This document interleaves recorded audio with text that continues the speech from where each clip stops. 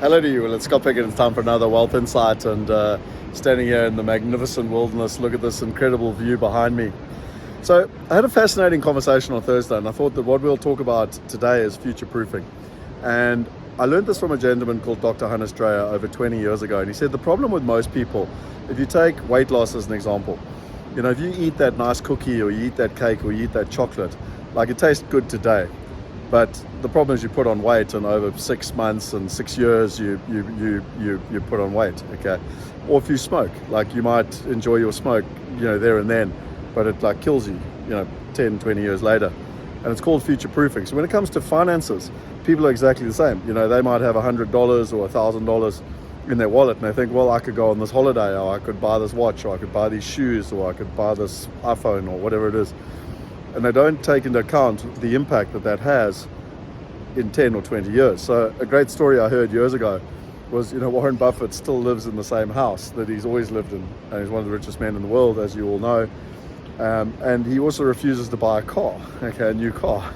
And his whole logic is because you don't just take the price of the car, you take the value of the car, and then you multiply it based on compounded interest over a 30-year period. And the car doesn't cost you, let's call it $30,000 anymore. It costs you like $30 million, because of what you could do, whatever the exact numbers are. You get my point.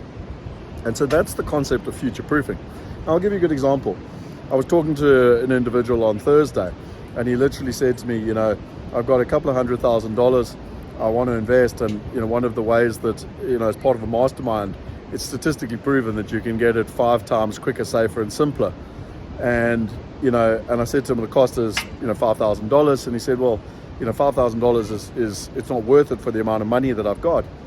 And I woke up early this morning and I did some research, because I don't believe in arguing about numbers. I believe in actually looking at the results, the data.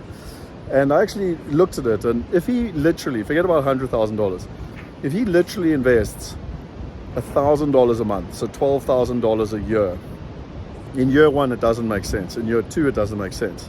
But over a 5-year period, it's 2.5 times his money. His return on investment, if you take the future value of today, literally today, is 2.5 times. So if you put $1 in and you knew you were going to get $2.5 out, like that is a no-brainer of a decision. Absolute no-brainer. And that's just with $12,000. Now in this gentleman's situation, he's got a couple of $100,000. I did the maths for him. It would make sense for him in just over a year. And that's the problem that most people have when it comes to investing and when it comes to creating wealth, because they make decisions for today, good and bad decisions. Bad decisions on spending money on rubbish, like I explained with Warren Buffett, or good decisions on things that can actually help you. Things like cutting your fees, getting better returns, working with better information, working with better partners. And these things over time have an exponential impact on your life and your wealth. And that's what I call future proofing. So I learned this from Dr. Hannes Dreyer. And what very few of us do is we always look backwards, but we don't look forwards. We don't say, okay, well, where am I now? And what's the impact of this decision in the next 5 years, in the next 10 years, in the next 30 years? And that's my wealth insight for you, is that whatever decision you make, good or bad, whether you're spending money as a cost or whether you're investing as an investment, make sure that you're future proofing so that you can look at the different scenarios and you can compare option A with option B with option C. Because most often people aren't doing that. And just as an example, in this gentleman's situation, it's a significant and material difference. Now, just by the way, at $100,000 over a 30-year period, which, generally for most of us, this is the rest of your life, okay? And if you're dealing generational wealth, you're handing it over to your children, so you can easily work on a 30-year period. That decision for him to spend $5,000, if he does it, will net him in today's money $1 million. So he spends $5,000 today to make $1 million more money over the next 30 years in today's money, not in future money, in today's money. When you look at it like that, it becomes an absolute no-brainer. But yet people don't do that maths. And that's my wealth insight for you.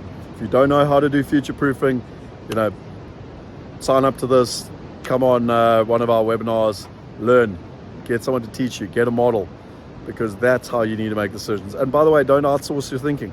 Don't give it to someone else. Don't give it to an estate agent or a broker or a financial planner or whatever.